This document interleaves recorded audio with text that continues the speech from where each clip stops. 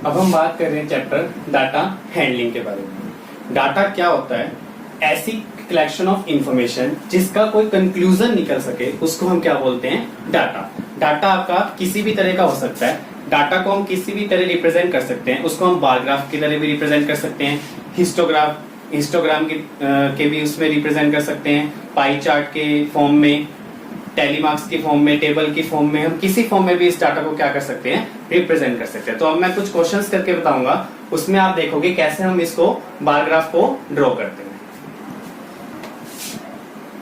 आपको क्वेश्चन दे रखे हैं, complete the flowing table and answer the questions. आपको इस टेबल को कंप्लीट करना है। इसके बेसिस पे जो भी क्वेश्चंस होंगे उसके आपने क्या करने हैं? आंसर देंगे। और जैसे आपको टेबल है, favourite research snack in class 5, जो भी फेवरेट स्नैक्स थे उसके हमने लिस्ट बना ली, जो क्लास 5 को क्या थी? पसंद थी।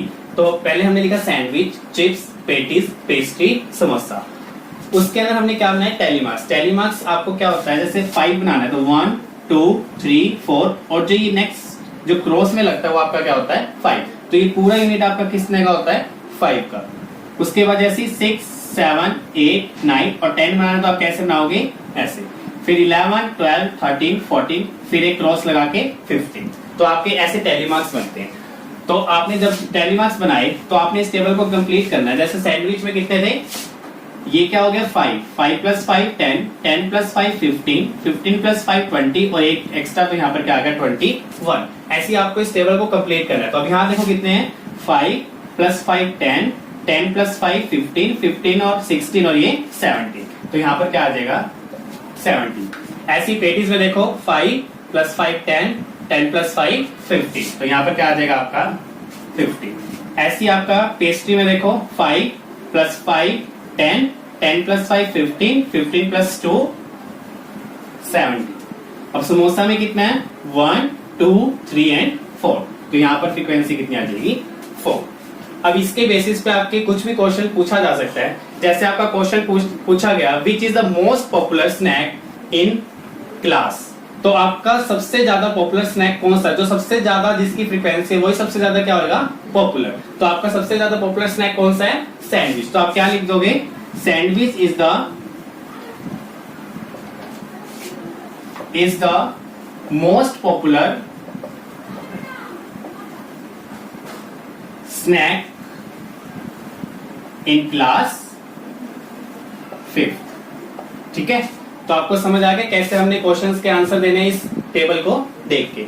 जैसे अब नेक्स्ट क्वेश्चन पूछा गया, जैसे आपको पूछा गया कि इसमें से सबसे लीस्ट स्नैक कौन सा है, जो सबसे लीस्ट नंबर, जो सबसे कम बच्चे क्या करते हैं? पसंद करते हैं। तो उसका आंसर क्या आएगा आपका?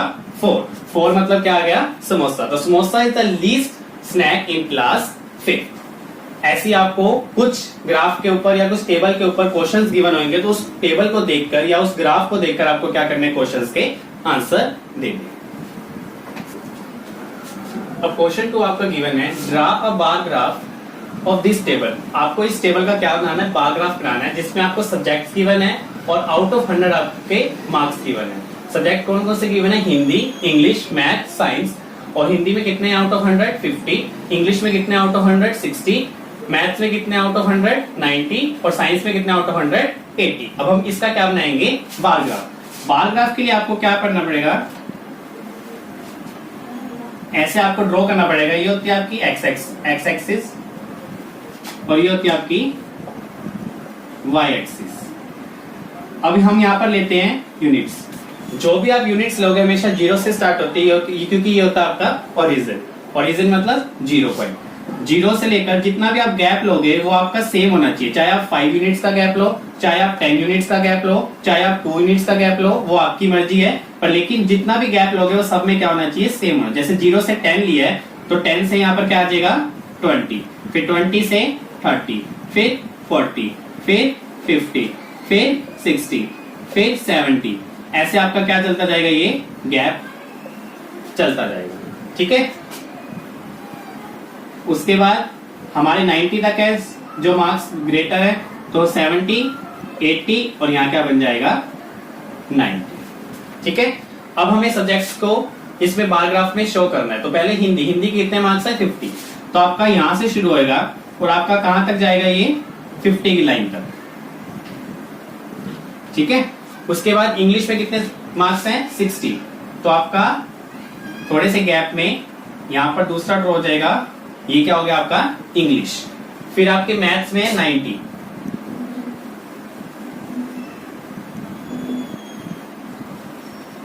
उसके बाद साइंस में आपके 80, तो यहां पर 80 की लाइन देखना और 80 की लाइन तक आपने क्या कर देना है, इसको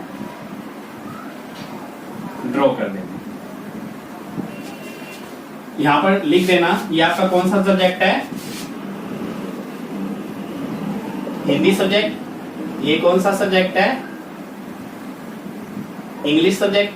ये कौन सा सब्जेक्ट है, मैथ सब्जेक्ट। और ये कौन सा सब्जेक्ट है, साइंस सब्जेक्ट। ठीक है, तो आपके नीचे भी शो कर देना ये आपके क्या है सब्जेक्ट्स, और ये आपके क्या हैं